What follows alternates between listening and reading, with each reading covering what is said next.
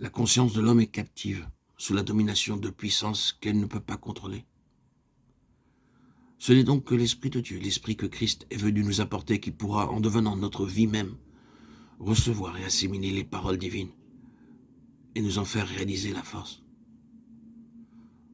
Pour étudier l'action de l'Esprit Saint, apportons le plus grand soin à bien saisir et retenir cette vérité, qui nous préservera de deux erreurs. Nous en tenir aux révélations de l'Esprit seul, sans la parole écrite, et vouloir interpréter la parole de Dieu, sans le secours de l'Esprit. Examinons la première de ces erreurs, celle de ne vouloir que l'enseignement de l'Esprit, sans la parole. Dans la Sainte Trinité, la parole de l'Esprit sont un avec le Père. Il en est de même pour les paroles inspirées de l'Écriture. Le Saint-Esprit a donné un corps aux pensées de Dieu par la parole écrite. Et c'est pour nous en révéler le sens et la force qui vient demeurer dans notre cœur.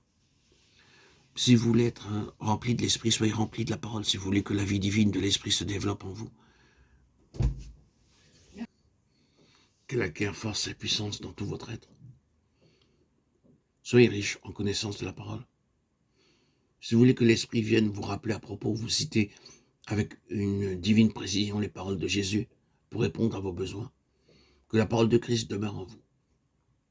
Si vous voulez que l'Esprit vous révèle la volonté de Dieu dans toutes les circonstances de votre vie, qu'il vous signale entre divers commandements qui paraissent se contredire celui que vous devez suivre, vous le suggérant au moment opportun. Oh, que sa parole vive en vous, afin qu'il puisse s'en servir si vous voulez que la parole éternelle soit votre lumière. Il faut que la parole écrite soit gravée dans votre cœur par le Saint-Esprit.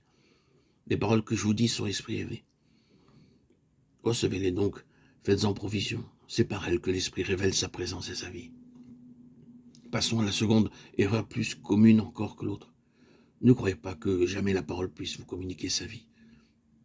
Si le Saint-Esprit n'est pas là pour la recevoir et vous l'assimiler, que de lecture de l'Écriture, que d'études et de prédications, qui n'ont d'autre but que celui de bien saisir le sens de la parole.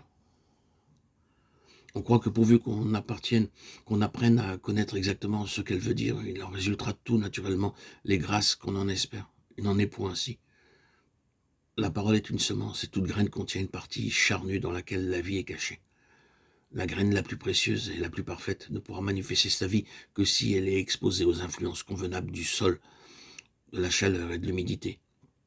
Nous aussi, nous pouvons saisir avec intelligence et sérieux la parole et les doctrines de l'Écriture, et pourtant n'en guère connaître la vie et la puissance.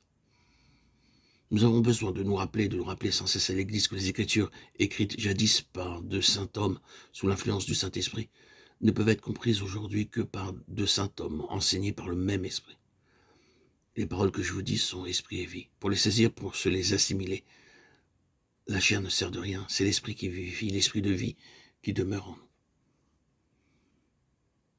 C'est là ce que nous enseigne l'histoire des Juifs ou du temps de Christ. Ils se croyaient pleins de zèle pour Dieu et sa parole, mais tout ce zèle se portait sur l'interprétation humaine de la parole de Dieu. Aussi, Jésus leur dit-il, vous sondez les Écritures parce que vous pensez avoir en elles la vie éternelle. Ce sont elles qui rendent témoignage de moi. Et vous ne voulez pas venir à moi pour avoir la vie. Jean 5, 39, 40.